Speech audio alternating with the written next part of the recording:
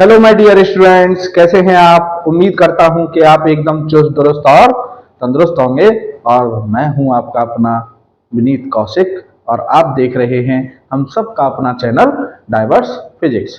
तो बच्चों, last video में हम गॉस लॉ की बात कर रहे थे, गॉसियन सरफेस की बात कर रहे थे। तो ये लास्ट वीडियो का ही आपके सामने लिखा हुआ है बोर्ड पर। तो गॉस लॉ हम पढ़ चुके हैं और गॉसियन सरफेस के बारे में भी हम पढ़ चुके हैं। तो जल्दी से एक रिकैप कर देता हूं। बाकी आप लास्ट वीडियो देख सकते हैं, वहां हमने डिटेल में बात की है। तो गॉस लॉ क्या था बच्चों? Gauss law is a relation between electric flux and charge enclosed by the surface. मतलब गॉस लॉ हमें एक क्लोज सरफेस है, उस क्लोज सरफेस से कितना फ्लक्स पास हो रहा है और उस क्लोज सरफेस के अंदर कितना चार्ज बंद है, उन दोनों में एक मैथमेटिकल रिलेशन देता है।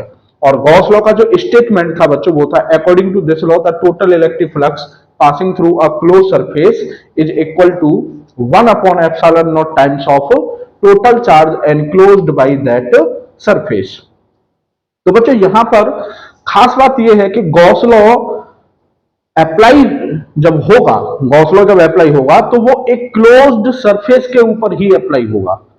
यहां पर ये मैंने अंडरलाइन भी कर रखा था कि गॉस लॉ का रेस्ट्रिक्शन है कि हम गॉस लॉ को एक क्लोज्ड सरफेस के ऊपर ही अप्लाई कर सकते हैं। जैसे क्लोज सरफेस बोले तो स्फीयर, क्यूब और आपका सिलेंडर, ठीक है।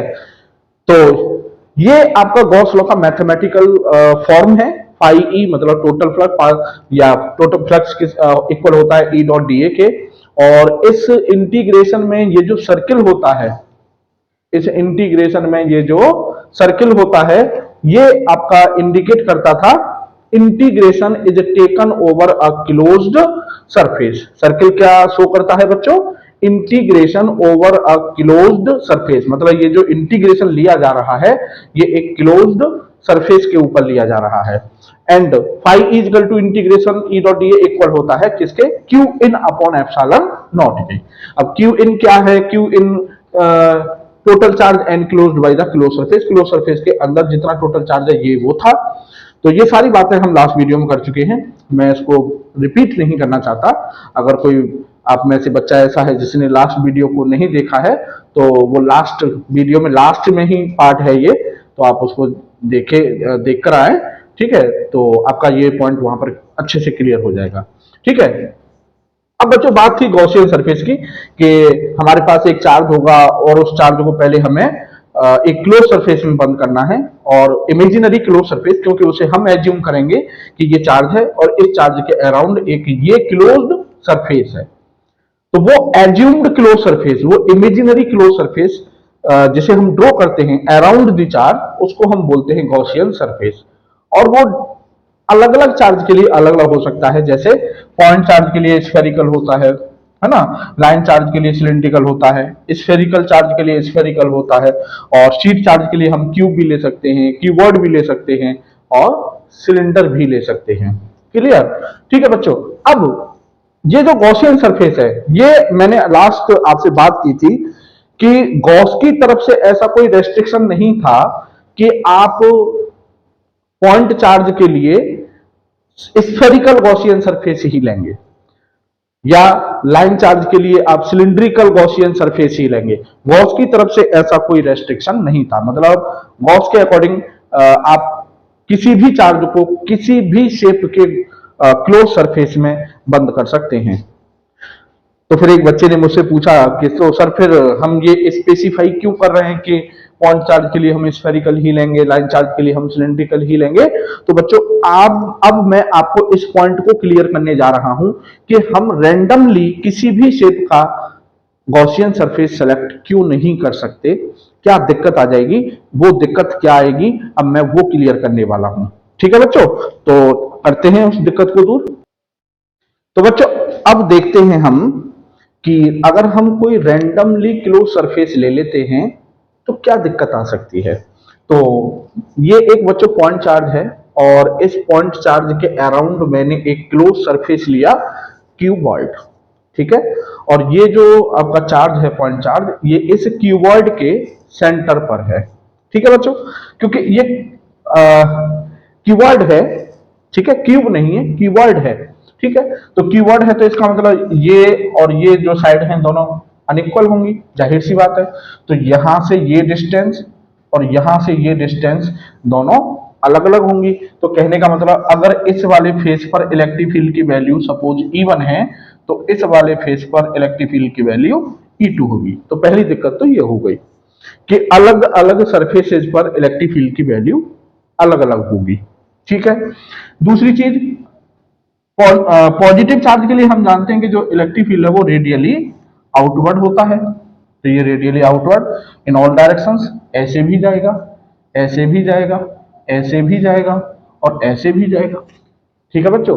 तो अगर आप ध्यान से देख रहे होंगे तो यहां पर इस वाले सरफेस पर एरिया वेक्टर और इलेक्ट्रिक फील्ड के लिए यहां पर एंगल कुछ है, यहां पर एंगल कुछ है, यहां पर एंगल कुछ है, यहां एंगल कुछ है, यहां एंगल कुछ है, ठीक है बच्चों। कहने का मतलब मैंने पॉइंट चार्ज के अराउंड स्फेयर ना लेके, मैंने पॉइंट चार्ज के अराउंड स्फेयर ना लेके एक ऐसे ही रैंडमली क्लोज सरफेस ले लिया कीवर्ड, और मैंने देखा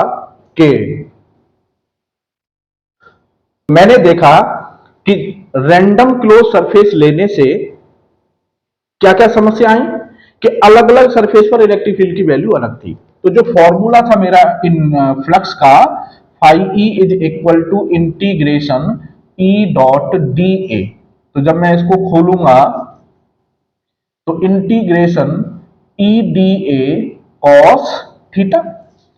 तो बच्चों इसमें कितने सारे वेरिएबल हो गए, पॉइंट टू पॉइंट आपका इलेक्ट्रिक फील्ड चेंज हो रहा है, पॉइंट टू पॉइंट आपका थीटा चेंज हो रहा है, पॉइंट टू पॉइंट आपका थीटा चेंज हो रहा है। तो कहने का मतलब कितने, दो वेरिएबल हो गए, ई भी चेंज हो रहा है पॉइंट टू पॉइंट, थीटा भी चेंज हो रहा है पॉइंट टू पॉइंट। तो कहने का मतलब दो वेरिएबल हो गए बच्चों यहां पर, ठीक है, और वो वेरिएबल भी रैंडमली वेरी कर रहे हैं, कहीं कुछ कहीं कुछ कहीं कुछ। तो कहने का मतलब फ्लक्स कैलकुलेट करना मुश्किल हो जाएगा, ठीक है। अब बच्चों, अब अगर मैं उसी पॉइंट चार्ज के अराउंड क्लोज सरफेस अगर मैं स्फीयर लेता हूं, तब ये स्फीयर के सेंटर पर है, और स्फीयर के सेंटर से कहीं भी कोई भी पॉइंट अगर मैं ले लूं तो सेंटर से हर एक पॉइंट की डिस्टेंस इक्वल होगी, ठीक है। अब हर एक पॉइंट की डिस्टेंस सेम होगी तो इसका मतलब हर एक पॉइंट पर इलेक्ट्रिक फील्ड की वैल्यू, इलेक्ट्रिक फील्ड का मैग्नीट्यूड सेम होगा। तो ये तो आपका सेम हो गया हर पॉइंट पर, ठीक है। अब बच्चों थीटा, थीटा देखिए, अगर मैं यहां एरिया वेक्टर में और इलेक्ट्रिक फील्ड में एंगल देता हूं तो ये एरिया वेक्टर, ये इलेक्ट्रिक फील्ड, तो थीटा यहां पर क्या है, जीरो है। यहां पर भी थीटा कितना होगा बच्चों, यहां पर भी जीरो होगा, यहां पर भी थीटा कितना होगा बच्चों, यहां पर भी जीरो होगा। तो कहने का मतलब थीटा भी सेम है हर एक पॉइंट पर, ठीक है। तो थीटा भी सेम हो गया, ई भी सेम हो गया। अब आप समझ रहे होंगे कि यहां तो बड़ा आसान हो गया फ्लक्स को कैलकुलेट करना। तो इसीलिए बेशक गॉस साहब ने हमको ऐसा कोई रेस्ट्रिक्शन नहीं लगाया था कि आप गॉसियन सरफेस ऐसा ही लेंगे, लेकिन हम अपने बुद्धि विवेक से, हम अपने माइंड का यूज करके गॉसियन सरफेस इस तरह से सेलेक्ट करते हैं कि हमारी ये दो समस्याएं दूर हो जाएं। कौन कौन सी, कि हर पॉइंट पर इलेक्ट्रिक फील्ड सेम रहे और हर पॉइंट पर एंगल भी सेम रहे, या एंगल ऐसे चेंज हो कि हम उसको आसानी से कैलकुलेट कर सकें, ठीक है बच्चों। तो ये वजह थी। अभी जो मैंने आपको कल लास्ट वीडियो में मैंने आपको बताया था कि हम पॉइंट चार्ज के लिए स्फीयर ही गॉसियन सरफेस क्यों लेते हैं, लाइन चार्ज के लिए सिलिंड्रिकल ही क्यों लेते हैं, तो इस वजह से लेते हैं, क्लियर। तो अब मैं इसको समराइज कर देता हूं इस पॉइंट को कि Gaussian surface select in such a way that the following two conditions are satisfied. हम गॉसियन सरफेस इस तरह से सेलेक्ट करेंगे कि हमारी ये दो कंडीशंस क्या हो, सेटिस्फाइड हो। कौन कौन सी, फर्स्ट कंडीशन है बच्चों, the electric field at every point on the surface is either perpendicular और टेंजेंशियल, क्लियर। गॉसियन सरफेस इस तरह से सेलेक्ट करेंगे कि या तो इलेक्ट्रिक फील्ड उस सरफेस के हर पॉइंट पर परपेंडिकुलर हो या टेंजेंशियल हो। जैसे आप देख सकते हैं मैंने पॉइंट चार्ज के लिए गॉसियन सरफेस स्फेरिकल लिया। अब यहाँ पर आप देख लीजिए, ये गॉसियन सरफेस है स्फीयर, और इलेक्ट्रिक फील्ड उसके हर एक पॉइंट पर परपेंडिकुलर है। ठीक है। दूसरी जो कंडीशन है वो है कि magnitude of electric field at every point where it is perpendicular to the surface has a constant value. मतलब आपने जो गॉसियन सरफेस लिया है, उस गॉसियन सरफेस के हर एक पॉइंट पर इलेक्ट्रिक फील्ड की वैल्यू, इलेक्ट्रिक फील्ड का मैग्नीट्यूड क्या होना चाहिए, कांस्टेंट होना चाहिए। अगर ये दो कंडीशन सेटिस्फाई हैं तो आप उस क्लोज सरफेस को बेहिचक गॉसियन सरफेस कंसीडर कर सकते हैं। That is the point two select a Gaussian surface. Clear. तो गॉसियन सरफेस जो हम ये ले रहे हैं स्फेरिकल सिलिंड्रिकल, ये लॉजिकल लिए गए हैं कि ये हम क्यों ले रहे हैं। ठीक है बच्चों, तो वो क्यों लिए गए हैं मैं समझता हूं कि वो पॉइंट मैंने आपके सामने क्लियर कर दिया है। और अब बच्चों हम करते हैं गॉस लॉ के एप्लीकेशन। तो बच्चों एप्लीकेशंस ऑफ गॉस लॉ, और एप्लीकेशंस ऑफ गॉस लॉ का मीन है calculation of electric field with the help of Gauss law. भाई आपको याद हो तो गॉस ने जो अपना लॉ दिया था वो किस पर्पज के लिए दिया था? What was the purpose? Purpose था कि हम कूलॉम्स लॉ से इलेक्ट्रिक फील्ड कैलकुलेट कर रहे थे, तो हमको दिक्कत आ रही थी, मैथमेटिक्स में दिक्कत आ रही थी, बहुत मतलब कॉम्प्लेक्स लेवल के इंटीग्रेशंस आ रहे थे। तो उन मैथमेटिकल कॉम्प्लेक्सिटी से बचने के लिए गॉस साहब ने अपना लॉ दिया था। तो अब हम जो डेरिवेशंस हम कूलॉम्स लॉ से करके आए हैं, जैसे हमने लाइन चार्ज के कई केस किए थे, जैसे इनफाइनाइटली लॉन्ग वायर के लिए हमने इलेक्ट्रिक फील्ड कैलकुलेट किया था, पॉइंट चार्ज के लिए हम इलेक्ट्रिक फील्ड कैलकुलेट करके आए हैं, और आपका शीट के लिए इलेक्ट्रिक फील्ड कैलकुलेट कर सकते हैं हम कूलॉम्स लॉ से, हालांकि हमने नहीं किया है। ठीक है, तो उसे हम यहां पर करेंगे। तो वहां पर अगर हम कूलॉम्स लॉ से उन डेरिवेशंस को जब हम कर रहे थे तो हमको बहुत सारी दिक्कतें आ रही थी, मतलब लग रहा था जैसे हम कहते हैं ना कि भाई ये चीज टफ है ना, तो बच्चों वही फीलिंग आती है ना। तो अब वही डेरिवेशंस हम गॉस लॉ से करेंगे और देखेंगे कि गॉस लॉ से कितना इजी वे में हम इलेक्ट्रिक फील्ड को कैलकुलेट कर सकते हैं। तो उससे पहले बच्चों मैं आपको एक और इंटरेस्टिंग फैक्ट बताना चाहता हूं। Simple form of Gauss law, simple form of Gauss law, और simple form of Gauss law होती है बच्चों E A equal to Q in upon epsilon naught. लेकिन बच्चों इस फॉर्म को हम, ये फॉर्म दो ही सिचुएशंस में एप्लीकेबल है, मतलब अगर वो सिचुएशंस हैं तब ही हम इस फॉर्म को अप्लाई कर सकते हैं।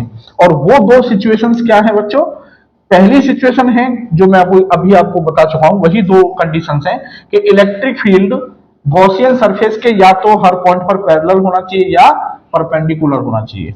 ठीक है, गॉसियन सरफेस के या तो पैरेलल हो या परपेंडिकुलर हो इलेक्ट्रिक फील्ड, अगर ये कंडीशन है तो हम इस फॉर्म को अप्लाई कर सकते हैं। दूसरी कंडीशन है बच्चों कि electric field is perpendicular to the Gaussian surface. Electric field is perpendicular to the Gaussian surface, नहीं नहीं नहीं बच्चों, electric field is constant at the constant at the Gaussian surface. मतलब ये दो कंडीशन हो, या तो इलेक्ट्रिक फील्ड पैरेलल हो और परपेंडिकुलर हो गॉसियन सरफेस के, और या जो आपका इलेक्ट्रिक फील्ड है वो गॉसियन सरफेस के हर एक पॉइंट पर कांस्टेंट हो। अगर ये कंडीशंस हैं then we can directly apply E A is equal to Q in upon epsilon naught. और अब हम मोस्ट ऑफ द टाइम्स इसी फॉर्म को यूज करेंगे बच्चों जब हम एप्लीकेशंस करेंगे तब। ठीक है बच्चों, अब आते हैं बच्चों हम एप्लीकेशंस ऑफ गॉस लॉ पर। तो एप्लीकेशंस ऑफ गॉस लॉ मैंने आपको क्या बताया है कि हमारे पास एक चार्ज होगा और हमें उस चार्ज के लिए इलेक्ट्रिक फील्ड के लिए एक फॉर्मूला ड्राइव करना है। ठीक है, तो बच्चों उसके लिए मैं आपको अप्रोच दे रहा हूं कि हाउ टू अप्रोच। ठीक है, फॉर दैट फॉर्मूला। ठीक है, तो सबसे पहला स्टेप है बच्चों, स्टेप फर्स्ट है आपका draw the Gaussian surface around the charge. अब किस चार्ज के लिए क्या गॉसियन सरफेस लेना है ये मैं आपको बता चुका हूं, है ना, कि जैसे पॉइंट के लिए, पॉइंट चार्ज के लिए स्फीयर लेना है, लाइन के लिए सिलिंड्रिकल लेना है। तो सबसे पहला स्टेप है कि जो भी चार्ज है एज पर चार्ज हमको अपना एक गॉसियन सरफेस कंसीडर करना है। वो हो गया हमारा पहला स्टेप। स्टेप 2 है बच्चों, calculate electric flux through the Gaussian surface. अब किसी भी क्लोज सरफेस से, गॉसियन सरफेस आपका एक क्लोज सरफेस है, और किसी भी क्लोज सरफेस से फ्लक्स कैसे कैलकुलेट किया जाता है, I have told you in last video, आपको याद होगा। उसमें हमने बाकायदा क्वेश्चंस किए अलग अलग। यूनिफॉर्म इलेक्ट्रिक फील्ड में ओपन सरफेस रखा है तो कैसे फ्लक्स कैलकुलेट करेंगे, क्लोज सरफेस रखा है तो कैसे फ्लक्स कैलकुलेट करेंगे, नॉन यूनिफॉर्म इलेक्ट्रिक फील्ड में ओपन सरफेस रखा है तो कैसे कैलकुलेट करेंगे फ्लक्स को, और अगर नॉन यूनिफॉर्म इलेक्ट्रिक फील्ड में क्लोज सरफेस रखा है तो फ्लक्स कैसे कैलकुलेट करेंगे। वो मैं आपको, तो वो जो चीज थी वो यहां पर काम आएगी आपके। तो फिर से मैं रिपीट कर देता हूं, कोई बड़ी बात नहीं है वो। तो अगर यहां पर क्लोज सरफेस है और वो इलेक्ट्रिक फील्ड में रखा हुआ है, और हमको क्या कैलकुलेट करना होगा बच्चों, फ्लक्स कैलकुलेट करना होगा, तो उसका सिंपल प्रोसीजर है, काउंट दी फेसेस। उस क्लोज सरफेस में जितने भी फेसेस हैं 1 2 3 4 जितने भी हैं, सबसे अलग अलग 5 1 5 2 5 3 5 4 सबसे अलग अलग फ्लक्स कैलकुलेट कीजिए, और उन सारे फ्लक्सेस को, उन सारे फ्लक्स को 5 1 5 2 5 3 को सबको ऐड कर दीजिए, तो वो आ जाएगा हमारा total flux passing through the close surface, और कहिए तो गॉसियन सरफेस। क्लियर? 2 स्टेप हो गए। तीसरा स्टेप है बच्चों, आपको फ्लक्स कैलकुलेट करने के बाद अप्लाई गॉस लॉ। और गॉस लॉ कहता है कि जो फ्लक्स आपने यहां पर कैलकुलेट किया है ये फाई ई, वो ऑलवेज इक्वल होगा किसके, Q in upon epsilon naught के। जो ऐसा करने के बाद which gives the required result, जब आप अप्लाई गॉस लॉ कर देंगे तो आपको जो इलेक्ट्रिक फील्ड चाहिए था वो आपके पास आ जाएगा। तो देयर आर ओनली 3 स्टेप्स, चाहे कोई भी हो, कुछ भी हो, चाहे आपका पॉइंट है, चाहे लाइन है, स्फीयर है, सेल है, कुछ भी है, आप बस ये 3 स्टेप्स अप्लाई करते चले जाइए बच्चों, फॉर्मूला ड्राइव हो गया। समझे? तो अब हम एक एक करके धराशायी करते हैं इनको। तो बच्चों फर्स्ट एप्लीकेशन है हमारा electric field due to a point charge. तो हमें पॉइंट चार्ज के लिए हम electric field already Coulomb's law से कैलकुलेट करके आ चुके हैं, और वो फॉर्मूला भी हमको याद है, 1/4 pi epsilon naught Q upon R square. अब उसी फॉर्मूले को अब हम गॉस लॉ से ड्राइव करने वाले हैं। तो बच्चों ये हमारा पॉइंट चार्ज है, और इस पॉइंट चार्ज से आर डिस्टेंस पर ये एक पॉइंट पी है जिस पर हमको इलेक्ट्रिक फील्ड पता करना है। तो सबसे पहला स्टेप है बच्चों, draw the Gaussian surface around the charge. तो पॉइंट चार्ज के लिए गॉसियन सरफेस कैसा लेते थे हम, स्फेरिकल। तो पॉइंट चार्ज को सेंटर मान के आर रेडियस का, अच्छा एक बात और है बच्चों, गॉसियन सरफेस जो होगा वो ऑलवेज उस पॉइंट से पास होगा जिस पॉइंट पर हम इलेक्ट्रिक फील्ड पता करना चाहते हैं। ठीक है? तो इसको हमने चार्ज को सेंटर माना, और आर रेडियस का हमने इस चार्ज के अराउंड एक गॉसियन सरफेस ड्रॉ कर लिया। ठीक है? पहला स्टेप क्लियर। तो ये हो गया साहब हमारा गॉसियन सरफेस, गॉसियन सरफेस। अब बच्चों उसके बाद, अब बच्चों हम जानते हैं कि पॉइंट चार्ज के लिए जो इलेक्ट्रिक फील्ड होता है वो रेडियली आउटवर्ड होता है। तो ये इलेक्ट्रिक फील्ड हो गया रेडियली आउटवर्ड। ठीक है, कोई बड़ी बात नहीं, ये हमारा रेडियली आउटवर्ड इलेक्ट्रिक फील्ड हो गया। अब बच्चों 2 स्टेप ये हो गया। अब बच्चों दूसरा स्टेप है calculate electric flux through the Gaussian surface. Clear? तो बच्चों अब हमें इससे पास होने वाला फ्लक्स कैलकुलेट करना है। तो phi E is equal to E A, phi E is equal to E A. मैंने अभी आपको बताया था simple form of Gauss law, phi E is equal to E A equal to Q in upon epsilon naught. मैं ये क्यों apply कर रहा हूं, क्योंकि मैंने आपको बताया था कि इलेक्ट्रिक फील्ड ये गॉसियन सरफेस है स्फीयर, और इलेक्ट्रिक फील्ड उस गॉसियन सरफेस के हर एक पॉइंट पर परपेंडिकुलर है। समझे? तो कहने का मतलब जब ये कंडीशन मेरे को मिल रही है तो मैं simple form of Gauss law apply कर सकता हूं आसानी से। ठीक है? तो ई ए, तो phi E equal to E A, तो phi E is equal to E, और ए होता है surface area of close surface, surface area of Gaussian surface. Close surface क्या है यहाँ पर, गॉसियन सरफेस, और वो क्या है हमारा, स्फीयर है। तो स्फीयर का सरफेस एरिया होता है बच्चों 4 पाई आर स्क्वायर। तो ये हो गया मेरा गॉसियन सरफेस का सरफेस एरिया, और ये हो गया फ्लक्स। ठीक है? दो स्टेप हो गए बच्चों। अब थर्ड स्टेप है according to Gauss law. According to Gauss law. और अकॉर्डिंग टू गॉस लॉ क्या कह रहा है कि जो टोटल फ्लक्स है वो किसके इक्वल होना चाहिए, Q in upon epsilon naught के। तो कहने का मतलब E into 4 pi r² equal to होना चाहिए Q in upon epsilon naught. और क्यू इन का मतलब है क्लोज्ड सरफेस, गॉसियन सरफेस के अंदर टोटल चार्ज कितना है। तो गॉसियन सरफेस के अंदर टोटल चार्ज कितना है बच्चों, क्यू। कितना है, क्यू है। तो यहां पर मैंने रख दिया क्यू और अपॉन में एप्सिलॉन नॉट। तो बच्चों जब इसको करूंगा तो ये आ जाएगा ई इक्वल टू, इसको इधर ले जाऊंगा तो ये आ जाएगा 1/4 पाई एप्सिलॉन नॉट और क्यू अपॉन r²। तो बच्चों आप देख रहे होंगे कि फिजिक्स झूठ नहीं बोलती है कभी, मैं भी नहीं बोलता हूं, है ना। तो आपको क्या बोला गया था कि कूलम्ब्स लॉ और गॉस लॉ दोनों इक्विवेलेंट होते हैं, एक ही काम करते हैं। तो आप देख रहे होंगे कि जो फॉर्मूला हमने कूलम्ब्स लॉ से ड्राइव किया था वो as it as Gauss law से भी वही आया है। इट मींस दोनों एक ही काम कर रहे हैं। क्लियर। तो बच्चों अभी अब आपको क्या लग रहा होगा कि अरे यार कूलम्ब्स लॉ से तो बड़ा आसान था, E equal to F upon Q naught, बस एफ की वैल्यू निकालनी थी और एफ को उसमें रख दिया। तो वहां पर वो इसलिए था बच्चों क्योंकि एफ हमने पॉइंट चार्ज के लिए निकाला था। वहां पर जब जहां बॉडी की बात आ जाती है तो वहां कूलम्ब्स लॉ से आप समझ रहे होंगे कि क्या रूप बन जाता है। सही है, तो वहां इंटीग्रेशन करना पड़ेगा। तो बॉडीज के केस में आपको इसका इंपोर्टेंस समझ में आएगा गॉस लॉ का, कि कितना इंपोर्टेंट लॉ है ये हमारे लिए। समझ रहे हैं। तो ये हो गया साहब हमारा फर्स्ट एप्लीकेशन गॉस लॉ की हेल्प से। अब बच्चों दूसरा एप्लीकेशन लेते हैं। तो बच्चों नेक्स्ट सेकंड एप्लीकेशन है हमारा electric field due to an infinitely long charged wire. और ये बच्चों ये जितने भी डेरिवेशंस गॉस लॉ की वजह से हैं ये काफी इंपोर्टेंट हैं, ये बोर्ड में अक्सर आता है।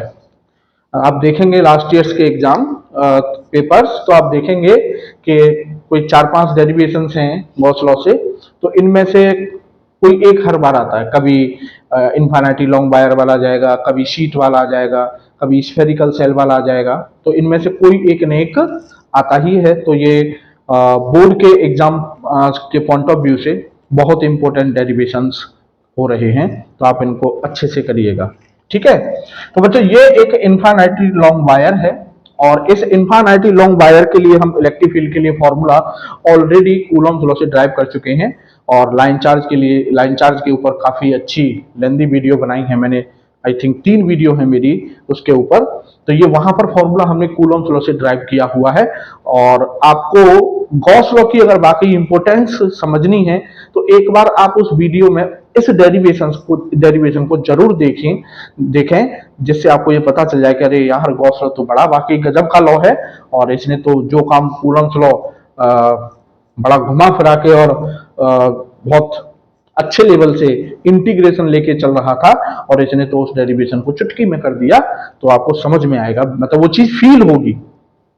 फिजिक्स फील करनी है ना हमको, फील द फिजिक्स। ठीक है। तो ये साहब हमारा एक इनफाइनाइटली लॉन्ग वायर है और इस वायर पर लीनियर चार्ज डेंसिटी जो है वो लैम्डा है। लैम्डा आपको याद होगा चार्ज पर यूनिट लेंथ, मतलब इस वायर की यूनिट लेंथ पर कितना चार्ज है, लैम्डा चार्ज है। ठीक है, ये हमको गिवन है। और ये बच्चों आर डिस्टेंस पर वायर से आर डिस्टेंस पर एक पॉइंट है पी, इस पर हमको इलेक्ट्रिक फील्ड कैलकुलेट करना है। तो कोई दिक्कत नहीं, आपके सामने अप्रोच लिखी हुई है, मैंने ये अप्रोच रफ नहीं कर रहा, मैं आपको बस ये दिखाना चाहता हूं कि अगर मेरे को अप्रोच पता हो कि मुझे कैसे स्टार्ट होना है, क्या निकालना है, फिर क्या निकालना है, तो आप फाइनल आंसर तक चलते चले जाएंगे। ठीक है। तो पहला स्टेप क्या था, draw the Gaussian surface around the charge. ठीक है, तो आपको बता रखा है लाइन चार्ज है और लाइन चार्ज के लिए गॉसियन सरफेस सिलिंड्रिकल होता है। तो मैंने क्या किया बच्चों, आर रेडियस का मैंने इस वायर के अराउंड एक सिलेंडर एज्यूम किया। ठीक है, ये हो गया था मेरा गॉसियन सरफेस। Gaussian surface. ठीक है। आज बच्चों गॉस लॉ का टेंशन खत्म हो जाएगा आपके मन में से, है ना। गॉस लॉ कुछ नहीं है यार, फिजिक्स बहुत आसान होती है, बहुत आसान होती है। बदनाम कर रखी है फिजिक्स को कि ये फिजिक्स हो फिजिक्स हाँ फिजिक्स। अरे ऐसा दिमाग में मतलब फोबिया घुसा दिया है फिजिक्स का। फिजिक्स बहुत आसान होती है बच्चों, ठीक है। तो ये गॉसियन सरफेस हो गया। दूसरा क्या है, अब करना है आपको भाई, पॉजिटिव चार्ज है तो पॉजिटिव चार्ज के लिए जो इलेक्ट्रिक फील्ड होता है वो रेडियली आउटवर्ड होता है। तो बच्चे ये हो गया सब आपका इलेक्ट्रिक फील्ड, ऐसे इधर जाएगा, समझ रहे हैं, रेडियली आउटवर्ड, ये हो गया हमारा इलेक्ट्रिक फील्ड, ठीक है। अब जो दूसरा स्टेप क्या था, calculate electric flux through the Gaussian surface. Calculate electric flux through the Gaussian surface, कोई दिक्कत नहीं है बच्चों। अब आप देख रहे होंगे कि ये एक सिलेंडर है और सिलेंडर में कितने फेस होते हैं बच्चों, 3। तो सपोज ये आपका प्लेन सरफेस 1, ये प्लेन सरफेस 2 और ये कर्व्ड सरफेस आपका 3 सरफेस हो गए इसमें, है ना। तो आपको मैंने बताया था ना कि कोई भी क्लोज सरफेस अगर इलेक्ट्रिक फील्ड में रखा हुआ है तो how to calculate electric flux, simply पहले आप काउंट द फेसेस, तो 1 2 3 कर लिए मैंने, फिर 1 से कितना फ्लक्स पास हो रहा है, 2 से कितना हो रहा है, 3 से कितना हो रहा है, इंडिविजुअली कैलकुलेट कर लेंगे फ्लक्स और फिर उन सबको हम क्या कर देंगे, ऐड कर देंगे, तो वो आ जाएगा हमारा total flux passing through the closed surface, ठीक है। दूसरी चीज बच्चों, यहां पर अगर आप देखें तो इस सिलेंडर के कि कहीं तो इलेक्ट्रिक फील्ड परपेंडिकुलर है और कहीं पैरेलल है। देखिए जो कर्व्ड वाला सरफेस है इसके तो परपेंडिकुलर है इलेक्ट्रिक फील्ड, और जो प्लेन सरफेस है ये वाला जो सरफेस है ये वाला, इसके क्या है इलेक्ट्रिक फील्ड, इस सरफेस के पैरेलल है। तो वो जो कंडीशंस हमने अभी पढ़ी थी सिंपल फॉर्म के लिए कि अगर गॉसियन सरफेस के इलेक्ट्रिक फील्ड पैरेलल है या परपेंडिकुलर है तो आप simple form of Gauss law simply apply कर सकते हो, तो झंझट ही खत्म हो गया फिर तो इंटीग्रेशन वगैरह का, है ना। तो यहाँ पर वो कंडीशन में फॉलो हो रही है। तो अब मेरे को फ्लक्स कैलकुलेट करना है 1 2 3 से, तो 5 1 मैं यही कर लेता हूं, 5 1 हो जाएगा बच्चों ई ए कॉस थीटा, और आप देखेंगे तो ये वाला जो फेस है इसका एरिया वेक्टर होगा अपवर्ड डायरेक्शन में, ये हो गया एरिया वेक्टर, और ये आपका इलेक्ट्रिक फील्ड, तो दोनों में एंगल हो गया बच्चों 90 डिग्री का, और E A cos theta, theta is the angle between area vector and electric field, तो कॉस 90 की वैल्यू 0 होती है, तो ई ए कॉस थीटा 5 1 से, तो यहां पर लिखेंगे कॉस 90 और इक्वल टू 0, ठीक है। सिमिलरली जो नीचे वाला फेस है, जब मैं नीचे वाले फेस को ऐसे देखूंगा तो इसका एरिया वेक्टर डाउनवर्ड डायरेक्शन में आएगा, तो ये हो गया साहब इसके एरिया वेक्टर की डायरेक्शन, और ये इलेक्ट्रिक फील्ड, अगेन दोनों के बीच एंगल हो गया कितना 90 डिग्री, तो फाई टू इक्वल टू हो जाएगा बच्चों E A cos 90, so phi to equal to 0 degree, sorry 0, ठीक है। अब साहब 200 हो गया। अब आया बच्चों ये कर्व्ड सरफेस, तो इस कर्व्ड सरफेस का एरिया वेक्टर ये होगा बच्चों, ये हो गया इसका एरिया वेक्टर, और ये आपका इलेक्ट्रिक फील्ड, तो यहां पर थीटा हो गया साहब कितना 0 डिग्री, ठीक है। तो फाई 3 हो जाएगा बच्चों ई ए कॉस 0, कॉस 0 की वैल्यू 1, तो ये हो जाएगा बच्चों E into A, clear, E into A, तो total flux passing through the surface हो गया फाई ई कितना, phi 1 plus phi 2 plus phi 3, तो बच्चों ये आ जाएगा हमारा 0 प्लस 0 प्लस ई ए, तो total flux passing through the close surface आ गया बच्चों ई ए, ठीक है। तो दूसरा स्टेप हो गया calculate electric flux through the Gaussian surface हो गया। अब बच्चों थर्ड स्टेप है अप्लाई गॉस लॉ, तो अकॉर्डिंग टू गॉस लॉ, तो total flux passing through the close surface equal होना चाहिए Q in upon epsilon naught के, तो total flux passing through the close surface है ई ए, और ये इक्वल होना चाहिए किसके, Q in upon epsilon naught के, ठीक है बच्चों। सपोज इस सिलेंडर की जो गॉसियन सरफेस है, इस सिलेंडर की जो लेंथ है वो है एल, क्लियर।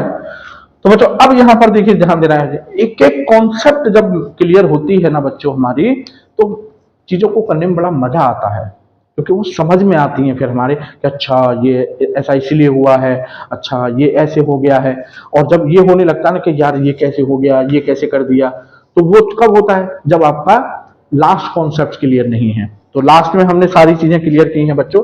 ये क्यू इन बड़ी इंपॉर्टेंट चीज है। क्यू इन का मतलब था कि गॉसियन सरफेस के अंदर कितना चार्ज है हमें इससे मतलब है, गॉसियन सरफेस के बाहर कितना चार्ज है इट डजंट मैटर। ठीक है, तो बच्चों ये अगर आप देखें तो इस तार की कितनी लेंथ सिलेंडर के अंदर है, भाई एल लेंथ का सिलेंडर तो एल लेंथ ही तो होगी तार के अंदर, बाकी जो लेंथ है इन्फिनिटी लॉन्ग वायर है ये, तो इसके बाद ये ऊपर तक और इसके बाद नीचे तक वो सब बाहर है गॉसियन सरफेस से। तो हमको चार्ज चाहिए कौन सा वाला, जितना चार्ज वायर का जितना चार्ज गॉसियन सरफेस के अंदर आ रहा है, क्यू इन। ठीक है, तो वो कैसे निकालेंगे, इस तार की 1 मीटर मतलब यूनिट लेंथ पर चार्ज है कितना बच्चों, लैम्डा, और इस तार की कितनी लेंथ अंदर है, एल, तो 1 मीटर लेंथ पर चार्ज है लैम्डा, तो एल मीटर लेंथ पर कितना चार्ज होगा बच्चों, यूनिटरी मेथड लैम्डा एल। तो क्यू इन हो गया बच्चों लैम्डा एल और अपॉन में एप्सिलॉन नॉट।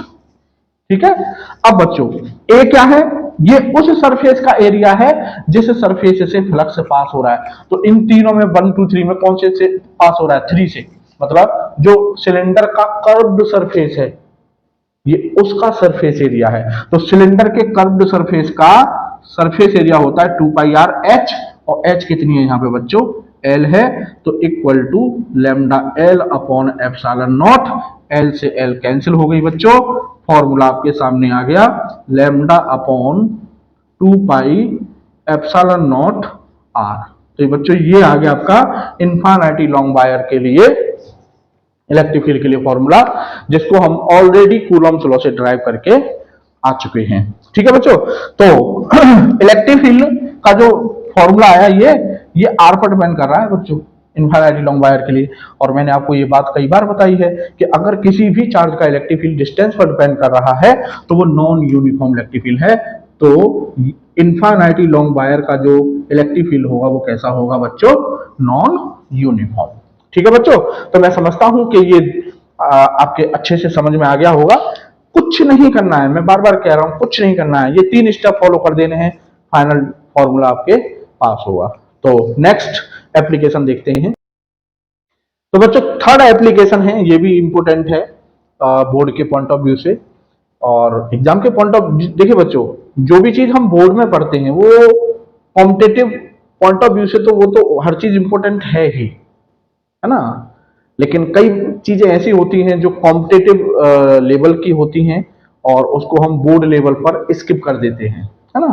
तो हमको ये चीज नहीं करनी है। मुझे अपने इस चैनल पर बस एक यही मिथ खत्म करना है कि या तो बोर्ड पढ़ लो या एक कॉम्पिटेटिव लेवल पढ़ लो। मेरे को बस एक यही मिथ खत्म करना है। मैं आपको उस तरीके से पढ़ाना चाहता हूं कि आपका बोर्ड भी अच्छा हो और साथ के साथ आप उस कॉम्पिटेटिव लेवल पर भी पढ़ते चले जाएं और आपको पता भी न चले कि आपने बोर्ड भी पढ़ लिया और कंपटीशन लेवल भी पढ़ लिया। ठीक है बच्चों, तो point is outside. Case first है बच्चों, ये है आपका electric field due to conducting spherical shell और हॉलो स्फीयर। ठीक है, दोनों का एक ही डेरिवेशन है, दोनों का एक ही फॉर्मूला है, चाहे वो शेल हो या फिर हॉलो स्फीयर हो। अब आप सोच रहे होंगे कि साहब ये शेल क्या है, हॉलो स्फीयर तो आप सब जानते ही हैं, है ना, शेल क्या है। तो बच्चों शेल जो होता है ना वो ट्यूब लाइक शेप, जैसे साइकिल का ट्यूब होता है ना, उस शेप में जो फिगर होता है उस शेप को हम बोलते हैं शेल। ठीक है, जैसे आपको दिख रहा होगा ये ट्यूब लाइक शेप है, तो इसको हम बोलते हैं स्फेरिकल शेल। ठीक है, तो ये बच्चों ये इसके ऊपर एक टोटल चार्ज क्यू है और वो यूनिफॉर्मली डिस्ट्रीब्यूटेड है और ये कंडक्टिंग है। कैसा है, कंडक्टिंग। ठीक है, और इसकी रेडियस है आर और इस स्फेरिकल शेल के सेंटर से आर डिस्टेंस पर बाहर एक आपका पॉइंट है पी, जिस पर हमको इलेक्ट्रिक फील्ड पता करना है। तो कोई दिक्कत नहीं, स्फीयर है ये, है ना। तो सबसे पहला काम है बच्चों, step first, draw the Gaussian surface around the charge. तो कोई दिक्कत नहीं, स्फीयर है तो स्फीयर के लिए गॉसियन सरफेस स्फेरिकल होता है। तो ओ को सेंटर मान के और मैंने आर डिस्टेंस का एक गॉसियन सरफेस ड्रॉ कर लिया साहब। ठीक है बच्चों, गॉसियन सरफेस ड्रॉ कर लिया तो ये हो गया साहब आपका इलेक्ट्रिक फील्ड रेडियली आउटवर्ड। ठीक है बच्चों, ये हो गया रेडियली इलेक्ट्रिक फील्ड आउटवर्ड। ठीक है बच्चों। अब आप सोच रहे होंगे कि आपने अंदर क्यों नहीं ली सर ये लाइंस। तो अगर अभी हालांकि हम डिटेल में बात करेंगे जब पोटेंशियल की कॉन्सेप्ट पढ़ेंगे तो हम वहां डिटेल में बात करेंगे कि कंडक्टर के अंदर इलेक्ट्रिक फील्ड जीरो होता है और वहां पर हम जहां फील्ड लाइंस नहीं होता, इलेक्ट्रिक फील्ड नहीं होता, वहां हम फील्ड लाइंस भी नहीं लेते। ये हमने प्रॉपर्टीज ऑफ फील्ड लाइंस जब की थी तो वहां बाकायदा हमने ये प्रॉपर्टी पढ़ी हुई है। तो ये कंडक्टिंग है तो इसके अंदर इलेक्ट्रिक फील्ड यहाँ जीरो होगा। तो हालांकि मेरा ये कहना गलत है लेकिन मैं फिर भी आपको ये इसलिए बता रहा हूं क्योंकि ऑलरेडी एक पढ़ी हुई चीज है हमारी। ठीक है, तो ये हो गया सब हमारा इलेक्ट्रिक फील्ड। ठीक है बच्चों। अब साहब गॉसियन सरफेस हो गया। अब मेरे को इस गॉसियन सरफेस से कैलकुलेट करना है फ्लक्स। ठीक है, तो गॉसियन सरफेस आप देख रहे होंगे इलेक्ट्रिक फील्ड गॉसियन सरफेस के हर एक पॉइंट पर परपेंडिकुलर है। तो मैं सिंपली अप्लाई कर दूंगा phi E is equal to E A. ठीक है बच्चों। और ए क्या होता है? ए होता है गॉसियन सरफेस का सरफेस एरिया। तो यहां गॉसियन सरफेस बच्चों स्फीयर है, ये है हमारा गॉसियन सरफेस। तो गॉसियन सरफेस बच्चों हमारा यहां पर स्फेरिकल है तो ये हो जाएगा हमारा E इंटू 4 पाई r स्क्वायर। ठीक है, हो गया।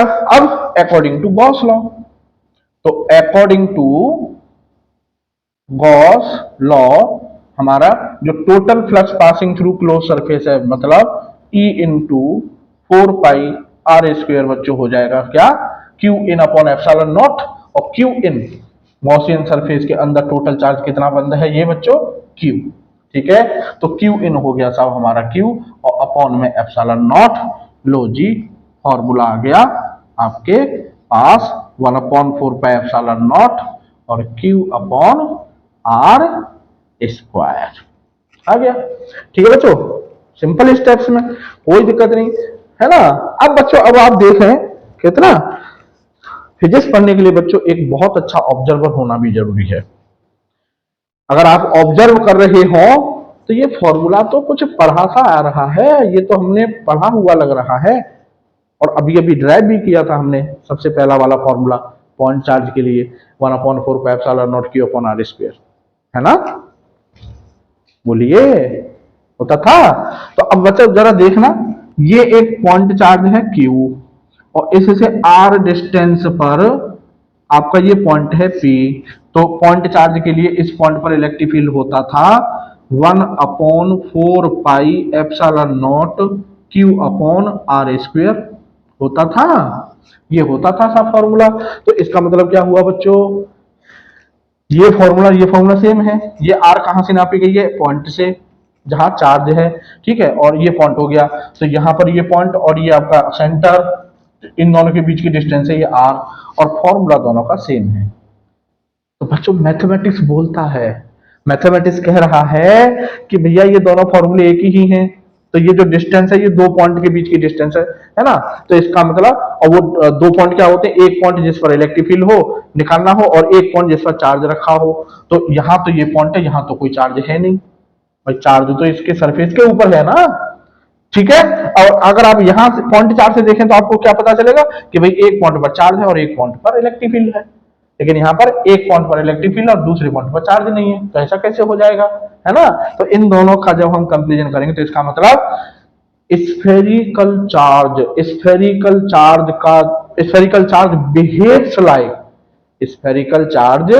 Behaves like a point charge for outside points. या यूं कहिए कि स्फेरिकल चार्ज आउटसाइड पॉइंट्स के लिए ऐसे बिहेव करता है जैसे कि उसका का पूरा चार्ज कहां रखा हुआ है? उसके सेंटर पर रखा हुआ है। और सेंटर क्या है? एक पॉइंट है, मतलब पूरा चार्ज एक पॉइंट पर रखा हुआ है। मैं कहने का मतलब स्फेरिकल चार्ज आउटसाइड पॉइंट के लिए एक पॉइंट चार्ज की तरह बिहेव करता है। ये पॉइंट है। तो कहते हैं ना बच्चों मैथमेटिक्स बोलता है। तो मैं यहां पे लिखूंगा आपका, ये आपका एक बहुत ही अच्छा पॉइंट निकला कि स्फेरिकल चार्ज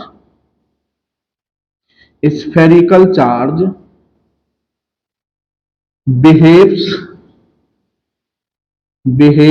लाइक अ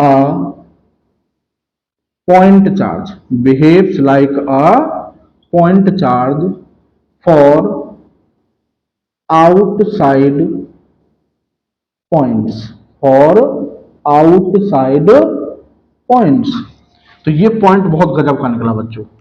अगर अब आप कभी भी स्फेरिकल चार्ज के लिए फॉर्मूला भूल जाए तो आप याद कर लें कि अरे स्फेरिकल चार्ज तो पॉइंट चार्ज की तरह बिहेव करता है, तो जो फॉर्मूला पॉइंट चार्ज का है वही चार्ज, वही फॉर्मूला स्फेरिकल चार्ज के लिए होगा बच्चों। ठीक है बच्चों, तो काफी सिंपल है। गॉसियन सरफेस ड्रॉ किया, उस सरफेस से टोटल कितना फ्लक्स पास हो रहा है ये पता किया, उस टोटल फ्लक्स को Q in upon epsilon naught के इक्वल रख दिया और इलेक्ट्रिक फील्ड का फॉर्मूला आ गया। अब बच्चों केस सेकंड है आपका, केस सेकंड। केस सेकंड है कि अगर ये पॉइंट यहां से और सरफेस पर आ जाए, यहां से सेल के सरफेस पर आ जाए, तो इसको मैं बोलूंगा point point is at surface, point is at surface. तो जब सरफेस पर आ जाएगा तो बच्चों ध्यान से देखिए, जब ये पॉइंट यहां से यहां आ जाएगा तो जो स्मॉल आर है, ये स्मॉल आर ये हो जाएगी ये वाली, और ये स्मॉल आर किसके इक्वल हो जाएगी, रेडियस ऑफ सेल के। तो at surface small R becomes equal to radius. तो हमने जो ये फॉर्मूला निकाला है बस इसमें स्मॉल आर की जगह हम क्या रख देंगे, कैपिटल आर।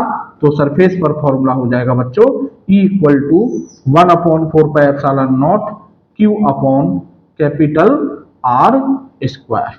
तो ये हो गया बच्चों स्फेरिकल सेल या होलो स्फीयर के सरफेस पर इलेक्ट्रिक फील्ड के लिए फॉर्मूला। ठीक है बच्चों, अब मैं इन स्टेप्स को रफ कर देता हूं क्योंकि इनका काफी रिवीजन हो गया, हमने 3 एप्लीकेशन कर लिए, तो अब ये हमारे माइंड में सेट हो चुके हैं, मैं ये मान के चल रहा हूं। बाकी आप लोगों ने इनको लिख भी लिया होगा और या स्क्रीनशॉट ले लिया होगा इनका। तो अब आते हैं बच्चों केस थर्ड, केस थर्ड। और केस थर्ड है when point is inside, when point is inside the shell or hollow sphere। ठीक है बच्चों, तो अब क्या है साहब ध्यान से देखिएगा कि ये जो पॉइंट है आपका, अब ये यहां कहीं है आपका अंदर, ठीक है। तो और ये r डिस्टेंस पर है सेंटर से, तो मैंने r रेडियस का एक गॉसियन सरफेस ड्रॉ कर लिया बच्चों। क्लियर, कोई दिक्कत नहीं। अब साहब मेरे पास गॉस लॉ है, ई ए इज इक्वल टू होता है Q in upon epsilon not. अगर बच्चों आप ध्यान से देखें तो ये जो गॉसियन सरफेस, ये डॉटेड वाला ये गॉसियन सरफेस है, मेरे को क्यू इन चाहिए बच्चों, ये क्यू इन का मतलब गॉसियन सरफेस के अंदर जितना चार्ज है। और अगर हम ध्यान से देखेंगे तो हमें दिखेगा कि इस गॉसियन सरफेस के अंदर तो कोई चार्ज ही नहीं है, जितना भी चार्ज है वो इस गॉसियन सरफेस के बाहर है, समझे। तो कहने का मतलब यहां पर तो क्यू इन ही क्या है बच्चों, जीरो है। तो E A is equal to हो गया बच्चों zero, it means E is equal to zero. तो कहने का मतलब यहां पर साहब एक जबरदस्त की पॉइंट निकला ये हमारा कि इनसाइड दी conducting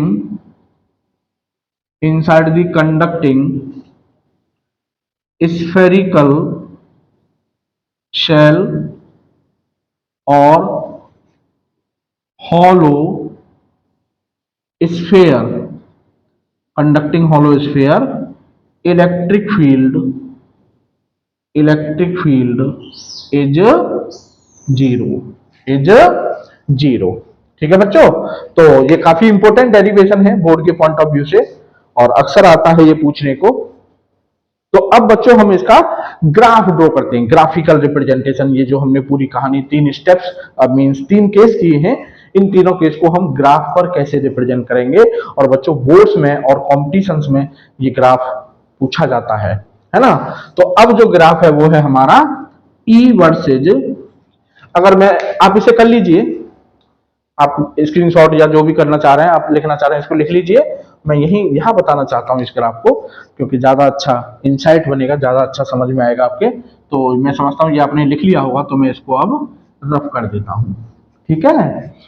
अब बच्चों ये जो है आपका, मेरे को ई वर्सेज आर ग्राफ ड्रॉ करना है। ये है मेरा गॉसियन सरफेस। तो मैं क्या कर रहा हूं बच्चों कि ये जो इसका सेंटर है सेल का, मैंने इसको मान लिया ओरिजिन। क्या मान लिया बच्चों इसको मैंने?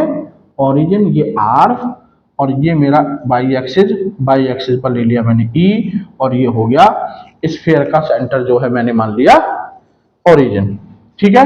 और बच्चों ये हो गया था मेरा, ये हो गया था सरफेस। ठीक है, सरफेस ऑफ स्फेरिकल सेल। तो ये हो जाएगा आपका small R equal to capital R. Spherical surface पर तो बच्चों ये है आपका स्फेरिकल सेल का जो सरफेस था, यहाँ मतलब स्मॉल आर यहाँ पर किसके इक्वल है? कैपिटल आर के। ठीक है बच्चों। अब बच्चों मैं ग्राफ ड्रॉ कर रहा हूं, तो आप ध्यान से देखिएगा।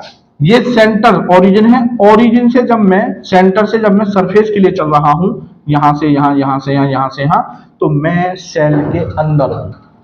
मैं सेल के अंदर हूं, और सेल के अंदर बच्चों मैंने अभी पढ़ा है कि सेंटर से लेके सरफेस तक, सेंटर से लेके जस्ट सरफेस तक इलेक्ट्रिक फील्ड जीरो है। तो कहने का मतलब यहां पर इलेक्ट्रिक फील्ड जीरो, और यहां से मैं चला चला चला चला चला चला, zero electric field, zero electric field, और जैसे ही मैं सरफेस पर पहुंचा, जैसे ही मैं सरफेस पर पहुंचा, एक साथ उसमें इतनी इलेक्ट्रिक फील्ड की वैल्यू आ गई।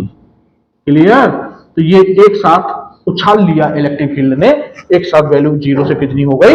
1/4πε0 Q अपॉन आर स्क्वेयर। ठीक है बच्चों।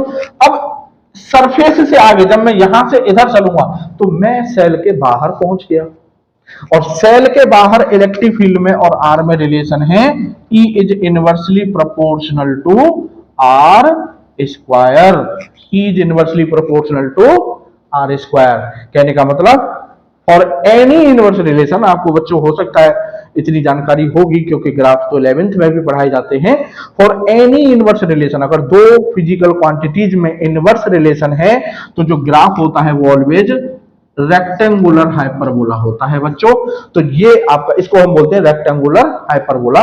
तो ये आपका ई वर्सेज आर ग्राफ हो गया कंडक्टिंग स्फेरिकल सेल के लिए, या हॉलो कंडक्टिंग हॉलो स्फीयर के लिए। ठीक है। तो ये बोर्ड्स में अक्सर पूछा जाता है, और नीट वगैरह में भी आ जाता है इस तरह का ग्राफ कि इनमें से कौन सा ग्राफ कंडक्टिंग स्फेरिकल सेल के लिए ई वर्सेज आर ग्राफ सही है।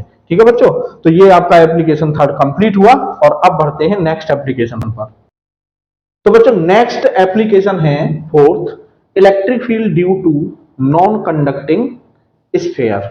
Electric field due to non conducting sphere. Non conducting मतलब इंसुलेटर है मटेरियल, और उसके पूरे वॉल्यूम में टोटल चार्ज Q डिस्ट्रीब्यूटेड है। ठीक है। और बच्चों यहां पर खास बात यह है कि जो वॉल्यूम चार्ज डेंसिटी है वो यूनिफॉर्म है आपकी। ठीक है बच्चों, ये खास बात है यूनिफॉर्म, क्योंकि अभी हम नॉन यूनिफॉर्म वाले केसेस पढ़ेंगे जो जेईई मेंस में अक्सर पूछे जाते हैं। तो यहां पर हमारा क्या है कि जो through out the charge density है वो सेम है, मतलब ऐसा नहीं है कि कहीं चार्ज कम है तो कहीं ज्यादा है, सब जगह एक जैसा डिस्ट्रीब्यूटेड है। ठीक है बच्चों। तो इसमें वही स्फेरिकल डिस्ट्रीब्यूशन ऑफ चार्ज है। तो केस फर्स्ट है कि जब पॉइंट हमारा स्फीयर के बाहर है, तब हमको इलेक्ट्रिक फील्ड पता करना है। तो वही सबसे पहला स्टेप, सबसे पहले हमको गॉसियन सरफेस ड्रॉ करना है। तो हमने O को सेंटर मान के आर रेडियस का सबसे पहले एक गॉसियन सरफेस ड्रॉ कर लिया बच्चों। ठीक है। तो ये हो गया सब मेरा गॉसियन सरफेस। ये हो गया बच्चों मेरा क्या? Gaussian surface. अब बच्चों इलेक्ट्रिक फील्ड आपका रेडियली आउटवर्ड इस तरह से होगा पॉजिटिव चार्ज के लिए। तो ये हो गया था मेरा इलेक्ट्रिक फील्ड। तो इलेक्ट्रिक फील्ड आप देख रहे हैं कि गॉसियन सरफेस के हर पॉइंट पर परपेंडिकुलर है। तो कहने का मतलब मैं easily simple form of Gauss law apply कर सकता हूं। तो यहां से हो जाएगा आपका E A is equal to, है ना, E A is equal to, या सेकेंड स्टेप था फ्लक्स कैलकुलेट करना, तो phi E is equal to E A. तो ई और ए क्या है, जो क्लोज सरफेस है उसका सरफेस एरिया, तो 4 पाई आर स्क्वायर। ठीक है बच्चों, तो ये आ गया टोटल फ्लक्स। अब अकॉर्डिंग टू गॉस लॉ, तो according to Gauss law total flux passing through close surface, तो E into 4 pi R square equal हो जाएगा बच्चों किसके, Q in upon epsilon naught के। और आप देख रहे हैं बच्चों कि ये जो क्लोज सरफेस है स्फेरिकल, इसके अंदर टोटल चार्ज कितना है मेरा, कैपिटल क्यू। ठीक है, तो ये हो जाएगा बच्चों E into 4 pi R square, और ये हो जाएगा capital Q upon epsilon naught. तो ये फॉर्मूला आ गया बच्चों 1 अपॉन 4 पाई एप्सिलॉन नॉट और क्यू अपॉन आर स्क्वेयर। ठीक है बच्चों, तो ये आ गया मेरा पॉइंट। अगर आउटसाइड है नॉन कंडक्टिंग स्फीयर के, तो इस तरह से हम निकाल सकते हैं।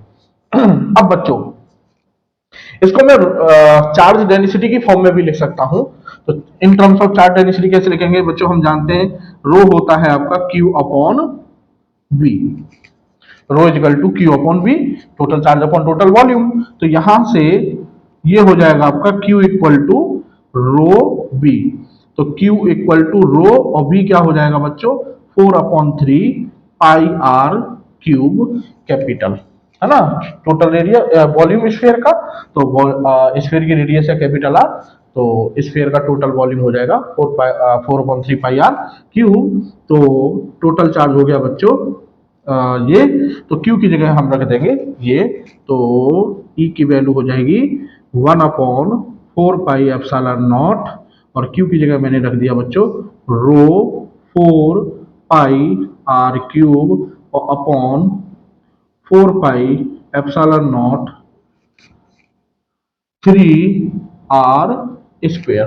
4 पाई से बच्चों 4 पाई कैंसिल हो जाएगा, ओ हो 4 पाई से 4 पाई कैंसिल हो जाएगा। तो ये आ गया आपका E is equal to rho capital R cube और अपॉन में आपका 3 एप्सिलॉन नॉट आर स्क्वायर।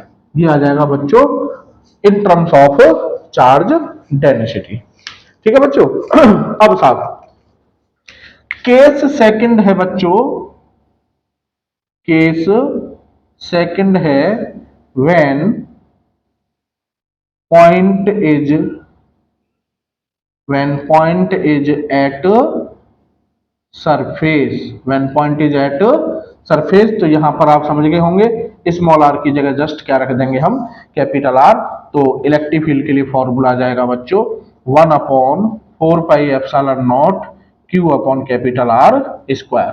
और बच्चों आप देख रहे होंगे कि कोई भी स्फेरिकल चार्ज हो बच्चों, चाहे कंडक्टिंग हो चाहे नॉन कंडक्टिंग हो, आउटसाइड पॉइंट के लिए वो पॉइंट चार्ज की तरह ही बिहेव करेगा। तो आप देख रहे होंगे कि यहाँ पूरे वॉल्यूम में चार्ज फैला हुआ है, लेकिन ये पॉइंट आउटसाइड है, तो इसके लिए वो कैसे बिहेव कर रहा है, चार्ज लाइक अ पॉइंट चार्ज। तो ये बात आपकी क्लियर हो जानी चाहिए कि चार्ज चाहे कंडक्टिंग स्फीयर के ऊपर हो चाहे नॉन कंडक्टिंग स्फीयर में फैला हुआ हो, अगर पॉइंट बाहर है तो स्फेरिकल चार्ज बिहेव्स लाइक अ पॉइंट चार्ज। ठीक है बच्चों। अब केस थर्ड है हमारा, case third point is inside, point is inside. अब बच्चों ये यहां पर थोड़ा सा कैलकुलेशन वाला मसला है कि सपोज करो पॉइंट है आपका यहां कहीं पे, ठीक है, सेंटर O से R डिस्टेंस पर। तो सबसे पहला काम क्या है हमारा, ड्रॉ द गॉसियन सरफेस। तो स्फेरिकल चार्ज है, तो स्फेरिकल चार्ज के लिए हमने R रेडियस का एक गॉसियन सरफेस ड्रॉ कर लिया। तो ये हो गया मेरा गॉसियन सरफेस। अब बच्चों यहां पर आपको सोचना है कि देखिए ये जो डॉटेड डॉटेड डॉटेड डॉटेड है, ये है गॉसियन सरफेस। अब कुछ चार्ज तो इसके अंदर है और कुछ चार्ज इसके बाहर है, और गॉस लॉ में हमें वो चार्ज चाहिए जो गॉसियन सरफेस के अंदर होता है। तो अब हमको यहाँ पर कैलकुलेट करना पड़ेगा कि इस गॉसियन सरफेस के अंदर मींस क्यू इन कितना है, ये पता करना होगा। ठीक है ना। तो बच्चों सबसे पहले हम अगर आप देखेंगे तो यहां तक तो सेम ही है, यहां तक तो सेम ही होगा, यहां से लेके यहां तक तो सेम ही है ना भाई, वही गॉसियन सरफेस, वही सब कुछ होगा, वही 4 pi r² Q in upon epsilon naught. तो मैं क्या यहां से आगे अब मैं कर लेता हूं calculation of Q in, calculation of Q in. तो कैलकुलेशन ऑफ क्यू इन हम दो तरीके से कर सकते हैं बच्चों। पहला तो यूनिटरी मेथड कि पूरा जो वॉल्यूम है स्फीयर का 4/3 πr³ टोटल वॉल्यूम ये है। टोटल वॉल्यूम में कितना चार्ज है बच्चों, टोटल क्यू। तो यूनिट वॉल्यूम में कितना चार्ज होगा बच्चों, क्यू अपॉन 4/3, तो 3 ऊपर पहुंच जाएगा और 4 πr³, 3q, सही है ना। अब साहब यूनिट में ये हो गया, और 4/3 πr³ वॉल्यूम में कितना होगा बच्चों, तो 3q अपॉन 4 πr³ और इनटू ये हो जाएगा बच्चों 4/3 πr³। तो ये हो जाएगा बच्चों 4 से 4 कैंसिल, पाई से पाई कैंसिल, 3 से 3 कैंसिल। तो ये हो गया बच्चों QR³ और अपॉन में QR³ और अपॉन में कैपिटल R³। ये हो गया बच्चों मेरा QN। ठीक है। तो अब मैं यहां पर इसको रफ कर दूं, तो इसको अगर मैं रफ कर देता हूं तो मेरे को अब केवल यहां पर ये जो आई है वैल्यू, तो इसको मैं रख देता हूं यहां पर E into 4 πr² equal to, तो Q small r³ upon capital R³ और ये आपका एप्सिलॉन नॉट। ठीक है बच्चों। अब आप देख रहे होंगे r² से यहां पर ये कैंसिल हो जाएगा। तो बच्चों E की जो वैल्यू आएगी वो आ जाएगा 1/4 πε0 और Q small r upon R³। ठीक है बच्चों, ये आ गया सब हमारा इलेक्ट्रिक फील्ड इनसाइड। क्लियर। अब बच्चों मैथमेटिक्स बोलता है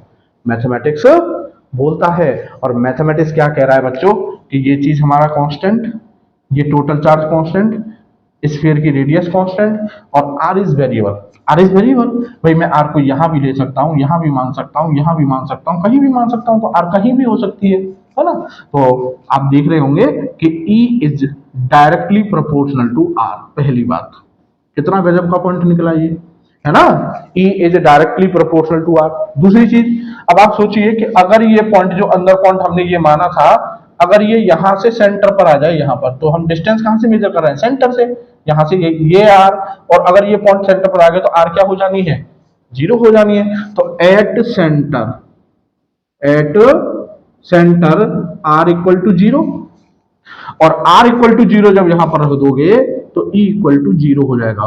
वाह, क्या पॉइंट निकला कि कंडक्टिंग स्फीयर के तो अंदर हर एक पॉइंट पर इलेक्ट्रिक फील्ड 0 होता है, चाहे यहां हो, सेंटर, कहीं भी हो, अंदर inside the conducting sphere electric field is always 0। Clear. लेकिन नॉन कंडक्टिंग के केस में केवल सेंटर पर इलेक्ट्रिक फील्ड 0 होता है, और सेंटर पर 0 है, ध्यान से देखिएगा, सेंटर पर 0 है, और सेंटर से जैसे ही आप थोड़ा सा आगे चलेंगे तो उसमें एक साथ आर आ जाएगी, और फिर जैसे जैसे सेंटर से दूर मतलब सरफेस की तरफ पहुंचेंगे तो आर की वैल्यू बढ़ेगी, और E is directly proportional to are.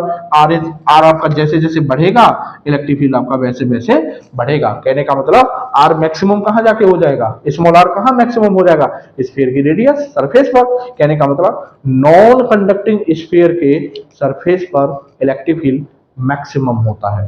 Clear है बच्चों। तो मैं समझता हूं कि ये पॉइंट्स आपके क्लियर हुए होंगे कि नॉन कंडक्टिंग स्फीयर के सेंटर पर इलेक्ट्रिक फील्ड 0 होगा, और सेंटर से जैसे जैसे हम सरफेस की तरफ चलेंगे इलेक्ट्रिक फील्ड डायरेक्टली प्रोपोर्शनल मतलब लीनियरली बढ़ेगा, और सरफेस पर जाके वो मैक्सिमम हो जाएगा।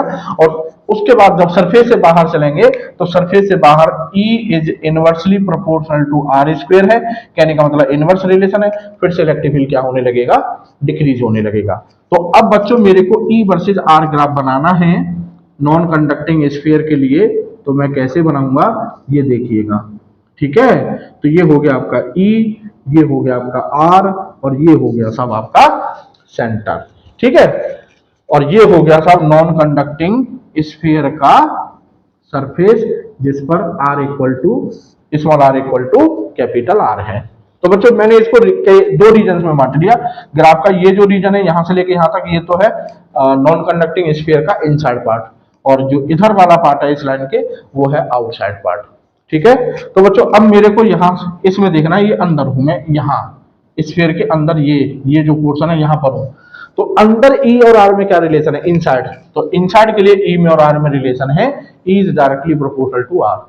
और अगर आपने ग्राफ पढ़े होंगे तो आपको पता होगा कि for any directly proportional relation E is directly Y is directly proportional to X, y is directly proportional to x हो, दो क्वांटिटीज डायरेक्टली प्रोपोर्शनल रिलेशन में है, लीनियर रिलेशन है, तो उसका ग्राफ ऑलवेज होता है straight line passing through origin.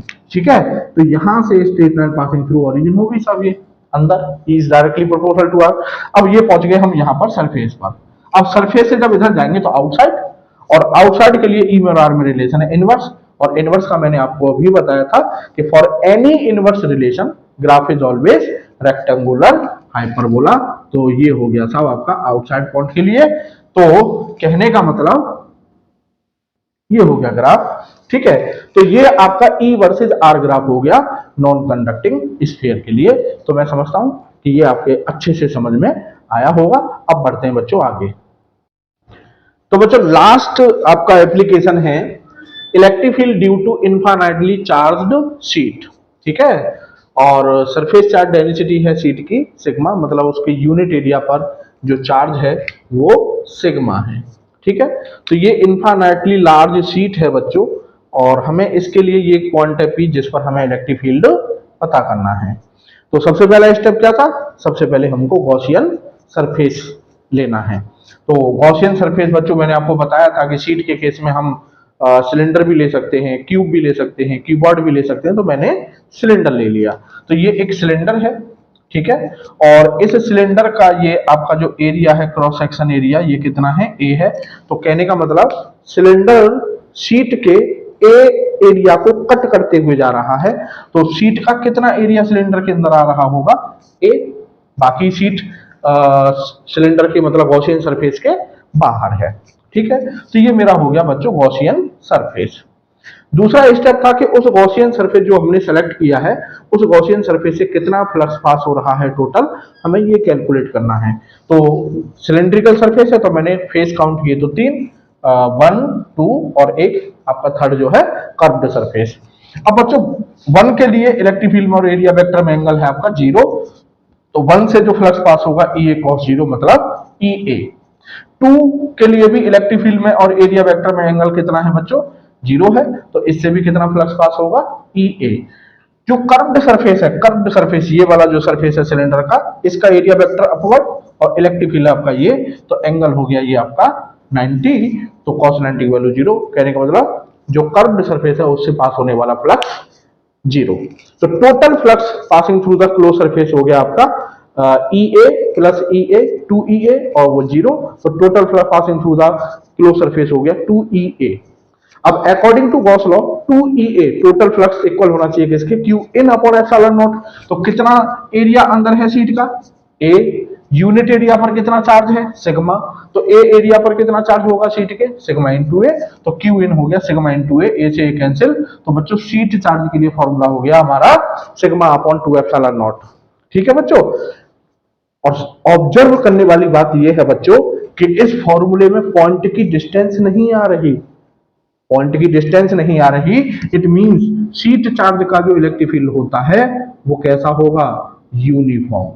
तो शीट चार्ज का इलेक्ट्रिक फील्ड बच्चों कैसा होता है? एक यूनिफॉर्म इलेक्ट्रिक फील्ड होता है। ठीक है बच्चों, तो ये फॉर्मूला हमको पता होना चाहिए sigma upon 2 epsilon not.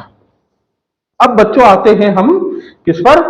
Electric field due to 2 sheet charge.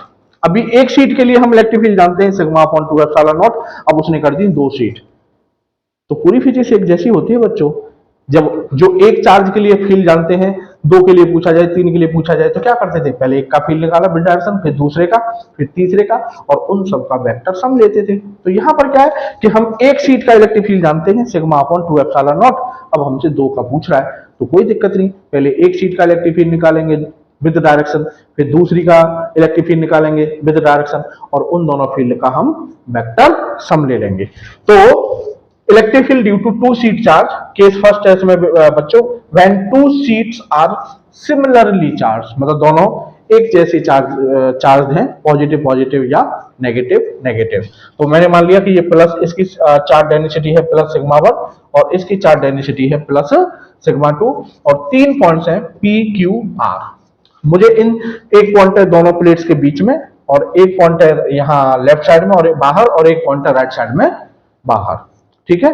P Q R, इन तीनों पॉइंट्स पर मेरे को नेट इलेक्ट्रिक फील्ड बताना है। तो सिंपल है, मैंने मान लिया ये सीट 1 है तो ये सीट 2 है, तो इस पॉइंट पर पहले सीट 1 के लिए इलेक्ट्रिक फील्ड निकाला, तो एक सीट के लिए होता है आपका सिग्मा 1 अपॉन 2 एप्सिलॉन नॉट, ठीक है। तो 1 का इलेक्ट्रिक फील्ड हो गया इतना E1। पॉजिटिव चार्ज है तो पॉजिटिव चार्ज के लिए away from the charge direction होती है, तो ये E1 की डायरेक्शन हो गई। सिमिलरली अब दूसरी के लिए इलेक्ट्रिक फील्ड निकालूंगा, तो सिग्मा 2 अपॉन 2 एप्सिलॉन नॉट, ये भी पॉजिटिवली चार्ज है तो इसके लिए अवे फ्रॉम दी चार्ज ये डायरेक्शन हो जाएगी। तो E1 और E2 दोनों के बीच एंगल हो गया 180, और दो वेक्टर अगर 180 पर हो तो उनका रिजल्टेंट बच्चों हम कैसे निकालते हैं, बड़ा माइनस छोटा, तो सिग्मा 1 अपॉन 2 एप्सिलॉन नॉट और सिग्मा 2 अपॉन 2 एप्सिलॉन नॉट में से जो भी बड़ा हो उसमें से बड़े वाले में से छोटे वाले को सबट्रैक्ट कर देना है, ठीक है बच्चों। अब आ जाओ पॉइंट क्यू पर, तो प्लस के लिए 1 के लिए इलेक्ट्रिक फील्ड हो जाएगा सिग्मा 1 अपॉन 2 एप्सिलॉन नॉट, 2 के लिए सिग्मा 2 अपॉन 2 एप्सिलॉन नॉट, और दोनों के लिए अवे फ्रॉम दी चार्ज, मतलब दोनों शीट के लिए, दोनों शीट के जो इलेक्ट्रिक फील्ड है वो पैरेलल है, तो दोनों सिंपली क्या हो जाएंगे बच्चों, ऐड हो जाएंगे, ठीक है। सिमिलरली पॉइंट आर पर 1 के लिए इलेक्ट्रिक फील्ड इधर होगा अवे फ्रॉम दी चार्ज, 2 के लिए भी इलेक्ट्रिक फील्ड इधर होगा अवे फ्रॉम दी चार्ज, कहने का मतलब दोनों फील्ड पैरेलल है तो दोनों फील्ड सिंपली ऐड हो जाएंगे, ठीक है। तो बच्चों अगर दो शीट हमें गिवन है और इलेक्ट्रिक फील्ड की बात हो रही है तो आसानी से सिंपली मैं समझता हूं आप समझ गए होंगे। अगर वही दोनों शीट अपोजिटली चार्ज है, एक प्लस में है एक माइनस में है, तो कोई दिक्कत नहीं, केवल डायरेक्शन चेंज हो जाएंगी। तो जैसे पॉइंट पी पर आपका प्लस के लिए अवे फ्रॉम दी चार्ज ये होगी डायरेक्शन, और माइनस के लिए टूवर्ड्स दी चार्ज यही डायरेक्शन होगी, कहने का मतलब उल्टा केस हो जाएगा, मतलब यहां पर दोनों अपोजिट थे तो यहां पर दोनों क्या हो जाएंगे, एक ही डायरेक्शन में, यहां दोनों एक ही डायरेक्शन में थे, यहां दोनों क्या हो जाएंगे, अपोजिट डायरेक्शन में। समझ गए नहीं समझ गए, मतलब सिमिलरली चार्ज का और अपोजिट चार्ज का केवल डायरेक्शन का अंतर है, मतलब जो केस यहां अंदर का वो केस वहां बाहर का बन जाता है, और जो केस यहाँ बाहर का वो केस यहाँ पर अंदर का बन जाता है। तो मैं समझता हूं कि आप शीट चार्ज के लिए, दो शीट के लिए इलेक्ट्रिक फील्ड कैसे कैलकुलेट करना है ये समझ गए होंगे। तो बच्चों आज का लेक्चर थोड़ा लंबा हो गया, लेकिन मेरे को सेटिस्फेक्शन इस बात का है कि मैंने गॉस लॉ को आपको अच्छे से समझा दिया है, और उसके जितने भी एप्लीकेशंस थे वो मैंने आपको करा दिए हैं, और उम्मीद करता हूं कि आपके भी ये अच्छे से जो अप्रोच है गॉस लॉ से इलेक्ट्रिक फील्ड निकालने की, वो अप्रोच आपको बहुत अच्छी लगी होगी और आपके समझ में भी आई होगी। तो बच्चों मिलते हैं नेक्स्ट टॉपिक में, नेक्स्ट टॉपिक के साथ नेक्स्ट वीडियो में, तब तक के लिए जय हिंद, थैंक यू।